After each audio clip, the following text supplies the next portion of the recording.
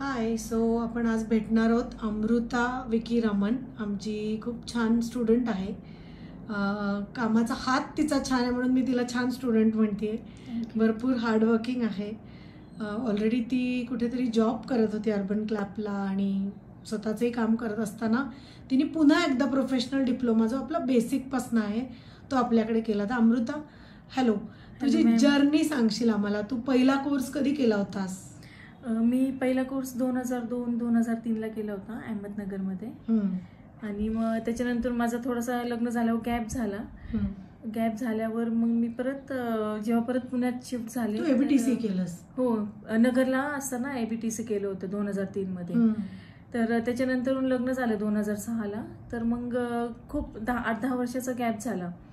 तर मी त्या 2016-17 जेव्हा परत पुण्यामध्ये आले होते ना, तर मी त्यावेळेस तुमच्या जुन्या इन्स्टिट्यूटला कुमटेकर रोडला मी व्हिजिट केली होती.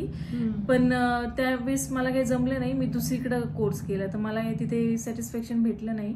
काय कोर्स केलास तिथे? फक्त मशिनरी, ऍडव्हान्स मशीन ट्रीटमेंटचा केला होता. आणि मग नंतर मी आता 2023 मध्ये परत मग इकडे आले तुमच्याकडे रिफ्रेशिंग कोर्स करण्यासाठी. सो रिफ्रेशिंग म्हणजे तू तर अख्खा बेसिक ज्याला आम्ही म्हणतो तो जॉईन केलास. म्हणजे आफ्टर युअर एबीटीसी तुझा सगळा अर्बन क्लॅबचा अनुभव, काम करण्याचा, तुझ्याकडे क्लायंट बेस तयार होतो.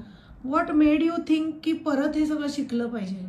मेन मला थेरी पण कम्प्लीट करायची होती. म्हणजे थेरी मध्ये काही एवढं जास्त नॉलेज नव्हतं. आणि मला इकडे आल्यावर म्हणजे इथे इन्स्टिट्यूट मधल्या आपल्या इम्प्रेशन इन्स्टिट्यूटमध्ये इथलचे जे हायजीन आहे ते चांगलं शिकायला भेटलं. परत सिलेबसमध्ये गुड पोश्चर आहे ते चांगलं. म्हणजे मी पहिले करायची काम, पण त्या काम करण्यात आणि आता कोर्स झाल्यावर करण्यामध्ये खूप फरक आहे. म्हणजे गुड पोश्चर कळालं की कसं, राईट पोश्चर कळालं की कसं उभं राहायला पाहिजे, कोणत्या ट्रीटमेंटसाठी कसं, म्हणजे हे बॉडीचं हे पाहिजे. कारण आता जस्ट आपण गप्पा मारत होतो तेव्हा बोललीस की तुला स्पॉन्डिलायटिसचा त्रास सुरू झाला. कारण तुम्ही जेव्हा होम सर्व्हिस करता तेव्हा क्लायंटचा जसा बेड आहे, म्हणजे तू तर त्यांच्या बेडरूम मध्ये फेशियल करत असशील तर तो लो आहे का हाय आहे, किंवा कधी कधी खुर्ची नीट नसते, उभं राहायला जागा नसते, ह्याच्यात तुमचं मानेवरती आणि खांद्यावरती खूप ताण येत असतो, which you are right now facing. Right. So आता मला सांग, तू जेव्हा सगळं येत असताना पुन्हा आली, म्हणजे एबीटीसी करून पण तुला थिअरी करायला लागली, आता एक एक ट्रीटमेंट वाईज आपण जाऊ. आत्ताचं तुझं फेशियल आणि जुन्या फेशियल मध्ये काय फरक वाटतो? लोक काय फीडबॅक देतात? नाही, क्लायंट भरपूर फीडबॅक देतात की पहिलेचे जे स्पेशलचे स्ट्रोक्स होते आणि आत्ताच्या फेशियलच्या स्ट्रोकमध्ये खूप डिफरन्स आहे.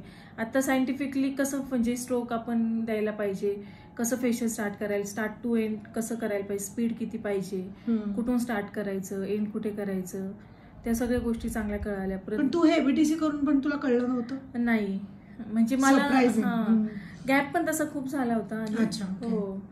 आणि मेन बॉडी मसाज चांगला शिकायला भेटला, बॉडी पॉलिशिंग, बॉडी मसाज आणि हायजीन वगैरे छान आहे. म्हणजे ट्रॉली प्रिपरेशन वगैरे किती महत्वाचं आहे हे. लोकांना असं वाटतं की पटकन काहीतरी शिकून.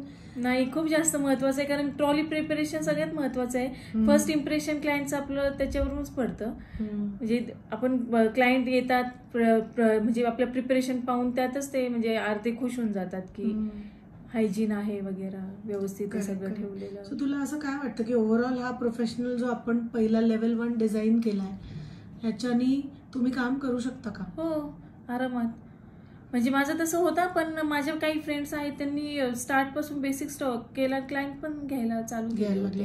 आज आपण आहे ना 2022-23 चा तुझा कोर्स आहे आणि आज तू 2025 जानेवारीमध्ये सर्टिफिकेट घ्यायला आली. तर असं कुठे वाटलं का ग की सर्टिफिकेटमुळे काम आणलंय? नाही, मेन म्हणजे असं नाही, सर्टिफिकेटमुळे काम पाहतात क्लायंट. आपलं काय म्हणजे क्लायंटला हात लावल्यावर कळतं की ही कशी काम करणार आहे वगैरे, तर काम पाहतात. सर्टिफिकेट एवढं काय बरोबर आहे, म्हणजे महत्वाचं आहे. पण मी तर असं म्हणते, तुम्हाला जर नॉलेज नसेल तर हे फक्त याला कागदाची व्हॅल्यू आहे, याला अजिबात काही मिनिंग नाहीये जर तुझं कामच चांगलं नसेल तर. काम आणि नॉलेज, स्किन म्हणजे स्किन ओळखायची, फेशियल त्या अकॉर्डिंग सजेस्ट करायचे, ते भरपूर मला भेटलं शिकायला. आणि बेसिक मध्ये तुला आपलं शिकवायची पद्धत, प्रॉडक्ट, किंवा तुला कुठे असं वाटलं का, म्हणजे ह्या सगळ्या गोष्टी तुझ्या एक्सपिरियन्स सांग की मध्येच प्रॉडक्ट तुम्हाला आणायला सांगितलंय? नाही, पूर्ण प्रोव्हाइड इन्स्टिट्यूट मध्येच केलंय, अकॅडमीनेच केलंय. कधीच मला काही आणावं लागलं नाही. आणि हायजीन वगैरे ते पण अकॅडमीनेच प्रोव्हाइड केलेले आहे. आपले जे टॉवेल्स हे नॅपकिन्स वगैरे असतात वगैरे. आणि इकडे स्टाफ पण चांगला आहे, ट्रेनर्स पण चांगले आहेत. मॅमचं पण नेचर छान आहे. काही एक गोष्ट म्हणजे नाही आली 10 वेळा विचारली तरी सांगतात. आणि तुझं व्हिडिओ लेक्चर्स पाहिलेस का? हो, व्हिडिओ लेक्चर मी सगळे पाहिले. हो, त्याचा उपयोग झाला का? तुम्ही खूप छान शिकवलं, म्हणजे एकदम डीप मध्ये शिकवलं.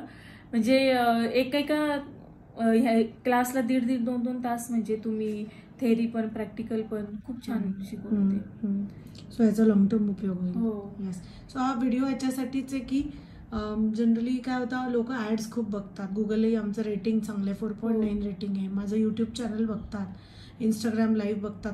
तर कुठेतरी ना too good to be true असं पण वाटतं की छे इतका चांगला क्लास कसा असेल, कोण 10 प्रॅक्टिस देत आहे. नाही तर प्रॅक्टिस शिवाय तर नाही, सर्टिफिकेट भेटतच नाही. येस, प्रॅक्टिस कम्प्लीट झाल्याशिवाय. प्रॅक्टिस बुक अशी पटकन दाखव आपण, तू आज आणली आहेस की लोकांना असं वाटतं हे असं कसं असेल, बाहेर कुठेच कोणी एवढं देत नाही. आहे कम्प्लीट आहे. कम्प्लीट केल्याशिवाय पर्यायच नाहीये इकडे, कंपल्सरी आहे प्रॅक्टिसचं महत्व. काय सांगशील तुझ्या अख्ख्या जर्नीमध्ये आतापर्यंतच्या? मेन म्हणजे प्रॅक्टिस मेक्स मॅन परफेक्ट ना. तर प्रॅक्टिस करून आपल्याला चुका कळतात. मॅडम असतात समोर, बघतात तू आहे नाही असं कर, असं नाही.